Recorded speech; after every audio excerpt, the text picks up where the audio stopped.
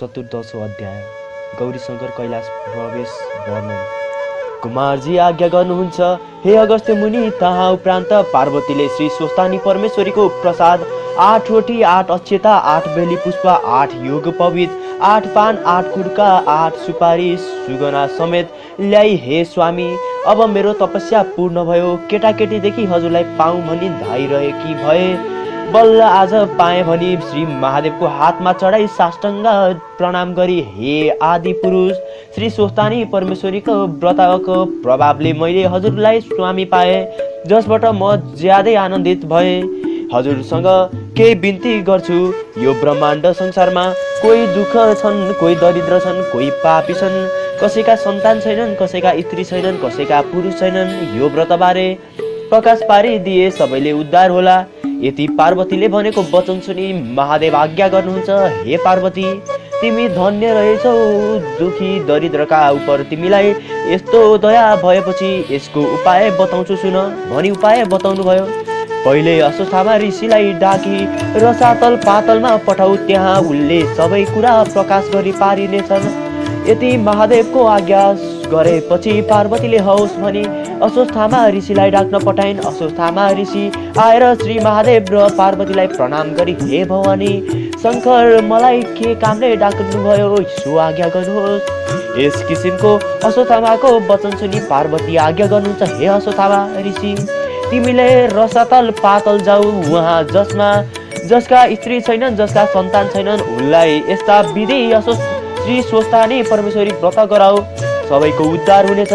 जसले विष्णुले आफूले बताउनु भएको थियो त्यसै गरी सबै व्रत विधि बताउनु भयो भने भयो र जाऊ भनी बिदा पनि दिनुभयो। यति पार्वतीले आज्ञा गरेको सुनि अस्वस्थामा ऋषि खुसी हुँदै हौस भनी श्री महादेव र पार्वतीलाई साष्टाङ्ग प्रणाम गरी रसातल पातलमा गए। त्यहाँ उपरान्त एक दिन महादेवले श्री पार्वती कतिकी चतुरी रहेछन् हेर्नु पर्यो भनी कसैले नदेख्ने ठाउँमा गई आफू लुक्नुभयो। श्री महादेवलाई पार्वतीले नदेखे यताउति खोजिन लागिन्, कहीँ पनि पाउन सक्नु भएन र अति चित्त आकुल भई विलाप गर्न लाग्नुभयो। फेरि कता जानुभयो भनेर अनेक ठाउँमा खोजा लुकिरहेको श्री महादेवलाई फेला पारिन भनिन् हे ईश्वर तपाईँले किन मलाई छली लुक्न जानुभयो? म सुन्दरी भइन मन परिन र लुक्न जानुभयो अथवा मलाई छाडी कतै अन्त जान लाग्नुभयो? यस्ता तरको पार्वतीले भनेको वचन सुनि केही नबोली मनमनी भन्न लाग्नुभयो यी पार्वतीले मलाई यसै छाड्ने भएनन्, यो रूप फेरि अर्कै रूप लिई वन विहार गर्न जानु पर्यो भनी तहाँबाट अन्तर्ध्यान भई श्लेषमान्तक वनमा एक्लै गई किराँतीको रूप लिई वनमा शिकार गर्दै हिँड्न लाग्नुभयो। श्री महादेवलाई पार्वतीले फेरि देख्नु भएन र मनमा साह्रै दुःख मानी महादेवलाई मलाई किन छल्नु भयो भनी मनमा सन्देह गरी ध्यान दृष्टिले विचार गरी हेर्नुभयो। तब महादेवले किराँतीको रूप धारण गरेको श्लेषमान्तक वनमा शिकार खेली हिँडेको थाहा पाउनुभयो। पार्वतीले महादेवलाई छल्नका निमित्त अत्यन्त राम्री भए। किराँतिनीको रूप धारण गरी अनेक तरका हाउभाउ कटाक्ष युक्त भई श्लेषमान्तक वनमा गई एउटा ठुलो वृक्षको टोड्कोमा आई बस्नुभयो। श्री महादेव पनि वन फिर्दै त्यहाँ आइपुगे। किराँतिनी रूप पार्वतीलाई देखि मोहित भई सोध्नुभयो हे सुन्दरी तिमी को हौ? देवी कन्या हौ कि यक्ष कन्या हौ, नाग कन्या हौ कि अथवा अप्सरा हौ?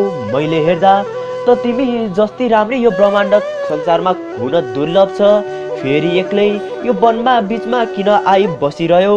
तिमीलाई डर पनि लाग्दैन कि? यो अगर वनमा बाघ जन्तु वन्य जन्तु बाघ हात्ती भयपति नमानी निर्धक्कसँग बसे कि? यो कुरा वृत्तान्त मलाई बताऊ। यति श्री महादेवले आज्ञा गरेको सुनि किराँती रूप पार्वतीले श्री महादेव यिनै हुन् भनी चिनेर मनमनै दण्डवत गरिन्। श्री महादेव कस्ता तरसँग आएका थिए भनी बायाँ हातमा धनु लिएका, दाहिने हातमा त्रिशूल लिएका, सर राख्ने ठोक्रो कानमा राखेको सर्पको गहना लगाएका महाभयङ्कर मूर्ति भएका यस्ता किराँत रूप श्री महादेवलाई देखि पार्वतीले भन्न लाग्नुभयो हे किराँत म यहाँ बसेको धेरै वर्ष भयो। किराँती हुनाले बाघ हात्तीको डर मलाई केही लाग्दैन। तपस्वी गरी बसेको छु। यस्ता तरसँग दुई स्त्री पुरुषको अनेक कुरा कार्य हुँदैमा साथ पर्यो। किराँती रूप श्री महादेव आज्ञा गर्नुहुन्छ हे सुन्दरी तिमी पनि एक्लै म पनि एक्लै छु, हामी दुवै यही बास बसौँ। यति श्री महादेवको वचन सुनि पार्वती भन्नुहुन्छ हे किराँत तिमी लोग्ने मान्छे र म स्वास्नी मान्छे एक्लै यस्तो वनमा बीच कोही नभएको ठाउँमा कसरी एकै ठाउँमा बास बसौँ, लोग्ने मानिसको धर्म हुँदैन। राम्रै स्वास्नी मान्छे देखेपछि घर आमा बुबा सबै बिर्सिन्छन्, यसर्थ एकै ठाउँमा बास नबसौँ, यस्ता कुरा नगर। यस्तो किराती रूप पार्वतीका वचन सुनि किरात रूप श्री महादेवले हे सुन्दरी, त्यस कुराको केही सन्देह नगर भनी दुई स्त्री पुरुष एक त्यस वृक्षका मुनि बास गरे। यस्ता तरसँग बस्दा बस्दा केही दिन बित्यो। पार्वतीको मनमा यस्तै बसेर कति निर्वाह गर्ने हो, यी भोलेनाथ यही यसै बसेर दिन भुक्तान गर्न सक्छन्, अब कस्तो केही जुक्ति लगाउनु पर्यो भनी मन विचार गरी श्री महादेवलाई छली आकाशवाणी भए झै गरी भन्न लागिन्, हे ईश्वर, तपाईँले याद नराख्दा हामी ब्रह्मा विष्णु र इन्द्रादि सबैले साह्रै दुःख पायौँ, यसै बस्नु पर्यो भनेर हाम्रो उद्धार को गर्ला भनेर हे करुणामय हे वृषभध्वज कैलाशको चर्चा गरी हाम्रो उद्धार गरी रक्षा गर्नुहोस् भने। यस्तो आकाशवाणी भएको सुनेपछि महादेवले यो कसको लागि भनेको हो, म यहाँ आएको कसैले देखेको छैन भनी यताउता हेर्दा केही पत्ता पाउन सक्नु भएन र देवताहरूले भने होलान् अनि चुप लाग्नुभयो। फेरि किरातीले रूप पार्वतीलाई नदेखि खोज्न लाग्नुभयो। तब पार्वतीले पनि केही थाहा नपाए जस्तै फलफुल टिपी खान लाग्नु भएको थिइन्। किरात रूप श्री महादेव त्यहाँ पुगी, हे सुन्दरी, तिमीलाई खोज्दा कहीँ पाउन सकिन, कहाँ गएकी थियो भन्दा किरातीले रूप पार्वती भन्छन्, हे किराती, भोक लाग्दा कन्दमूल खोज्न गएको हुँ, कहीँ गएको होइन भनी कुरा गरिरहँदा पूर्णचन्द्र बन्दा पनि अति रूपी राम्री किरातीले रूप पार्वतीलाई देख्दा श्री महादेव मोहित भई मन थाम्न नसकी ज्यादै नै रिप्पिँदै आउनुभयो। त्योदेखि किराती रूप पार्वती भन्दछन्, हे किरा, तिमी कस्ता रहेछौ, के तिम्रो धर्म यही हो? मैले त श्री महादेव बाहेक अरू स्वामी तुल्याउने छैन भनी प्रतिज्ञा गरी यस वनमा आए, उनी श्री महादेवको तपस्या गरी बसेको हुँ। तपाईँले यसरी जबरजस्ती गर्न खोज्नुभयो भने शराब्दी गरी म हत्या गरेर मर्नेछु। यति किराती रूप पार्वतीको वचन सुनि किरात रूप महादेव, हे सुन्दरी, तिमी त्यस्तो भन्छौ भने उनी महादेव महु वनविहार गर्न मन लागेकोले म यहाँ आएको हुँ, नपत्या हेर भनी ज्योति रूप गरेर दर्शन दिनुभयो। तब किराती रूप पार्वती मनमा आनन्द गरी पाउमा दण्डवत गरेर बिन्ती गर्न लाग्नुभयो, हे ईश्वर, उसो भए कन्यादान लिन म मेरा बाबा महतारी छेउ हिँड्नुहोस्। यस्तो कुरा सुनि लौ हुन्छ भनी उनी किराती रूप पार्वतीका पछि लागि श्री महादेव जानुभयो। जाँदा जाँदा दुवै हिमालय पर्वतका घर पुगे। तब श्री महादेवले थाहा पाए यी पार्वती पो रहेछन्, मलाई छल गरी आफ्ना बाबा मातारी छेउ ल्याइन्, अब मैले कसो गर्नु भनी लाज मानी त्यहीँदेखि अन्तर्ध्यान भई किरातेश्वर शिवलिङ्ग भई श्लेषमान्तक वनका उत्तर भागमा गई बसिरहनु भयो। फेरि श्री महादेव नदेखि पार्वतीले अति विलाप गरी ध्यान दृष्टिले विचार गरिन्। किरातेश्वर शिवलिङ्ग गई बसेको चाल पाई पार्वती बागमतीको नित्य स्नान गरेर किरातेश्वर शिवलिङ्गको ध्यान गरी वस्त्र पहिरी धूप दीप नैवेद्य चढाई पूजा गरी तपस्या गर्न गरिन्। पार्वतीले स्नान गरेको हुनाले त्यस ठाउँको नाउँ गौरीघाट भयो। जो मनुष्य गौरीघाटमा स्नान गरी किरातेश्वर शिवलिङ्गको दर्शन गर्ला त्यसको सबै दुःख नाश होला, लक्ष्मीको वृद्धि होला, यस लोकमा सुख सम्पत्ति पाई परलोकमा कैलाश पद पाउला। यही अगस्त्य मुनि भनी कुमारले आज्ञा गरे। ताहा उपरान्त यस्तै तरसँग नित्य पार्वतीले तपस्या गरेकी देखि श्री महादेव प्रसन्न भई हँस्याइलो मुख गरी आफ्नो स्वरूपको दर्शन दिनुभयो। तब जगन्माता पार्वतीले मनमा हर्षित भई पाउमा परि दण्डवत गरी अञ्जली बाँधे बिन्ती गर्न लागिन्, हे ईश्वर, हजुरले किन मलाई यसरी तरसँग दुःख दिनुभयो? म हजुरको मन परिन कि अथवा अरू मैले केही अपराध भयो भनी अनेक तरहसँग विस्मात गरेको सुनि श्री महादेव बहुत खुसी भई पार्वतीलाई अङ्कमाल गरी आफ्नो काखमा लिए। त्यहाँदेखि अन्तर्ध्यान भई हिमालय पर्वतको घर जानुभयो। यस्ता तरसँग श्री महादेव र पार्वती आएको देखि हिमालय पर्वतले अत्यन्त खुसी भई पुष्पवृष्टि गरी आसनमा बसाली 84 व्यञ्जन पकवान तयार गरी भोजन गराए। यहाँ 2-4 दिन बसी श्री महादेवले पार्वती छेउ आज्ञा गर्नुभयो, हे पार्वती, धेरै दिन भयो कैलाश शून्य भएको छ, अब यहाँ बसी के गर्नु छ? कैलाश जाऊ भने तिम्रा बाबा मातारी छेउ बिदा हुनुपर्छ भने दुवै स्त्री पुरुष मिली हिमालय पर्वत छेउ बिदा हुन जानुभयो।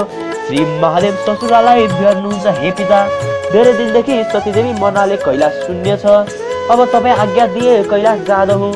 महादेवले हे पिता भनी यस्तो वचन बोलेको सुनि हिमालय पर्वतले बहुतै सन्तुष्ट भई श्री महादेव छेउ बिन्ती गरे, हे त्रैलोक्यनाथ, सम्पूर्ण देवताका पितामह, तपाईँलाई अज्ञानी बने झै मलाई मोहले छोपी हे पिता भन्नुभयो। मेरो सम्पूर्ण अज्ञान नष्ट गरी ज्ञान दिनुहोस्। सदा तपाईँको भक्तिमा मेरो चित्त लागोस्। हे शङ्कर मसँग प्रसन्न हुनुहोस्। हे शशि शेखर पहिले पूजा गरौँ भनी श्री महादेव पार्वती नाना वस्त्र अलङ्कार पहिरी सिंहासनमा बसाली षोडशोपचार पूजा गरी भोजन गराई स्तुति गर्न लागे। हे भवानी शङ्कर, जस्तै लक्ष्मी नारायणले समुद्रको घर गई बसेकोमा समुद्रलाई आनन्द भयो थियो, त्यस्तै तपाईँ दुई स्त्री पुरुष मेरा घरमा राज गर्नाले मलाई आनन्द भयो। हे जगदीश्वर, तपाईँ कस्तो भने आफ्नो मायाले ब्रह्माण्ड संसारमा व्याप्त गर्छ बस्ने यस्ता तपाईँलाई कोटि कोटि साष्टाङ्ग दण्डवत छ।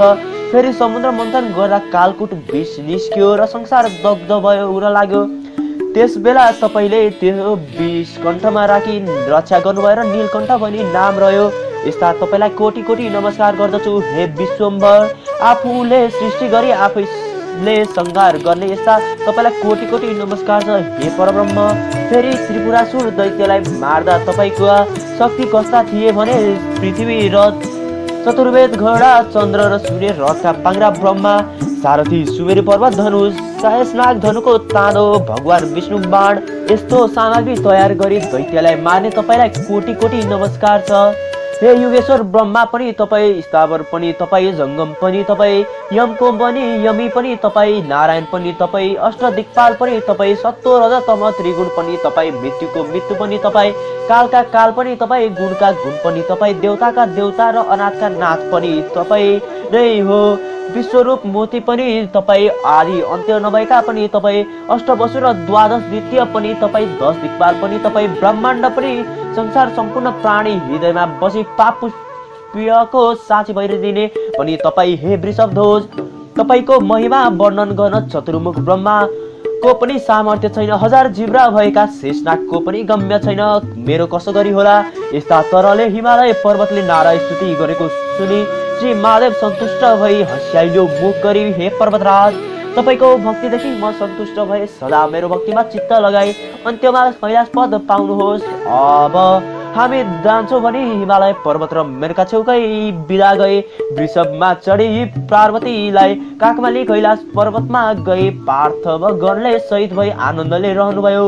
यति स्कन्द महापुराणे केदार खण्डे माघ महात्म्य कुमार गति सम्बन्धे श्री स्वस्तानी परमेश्वर पार्वती कैलाश प्रवेश नाम चतुर्दश अध्याय।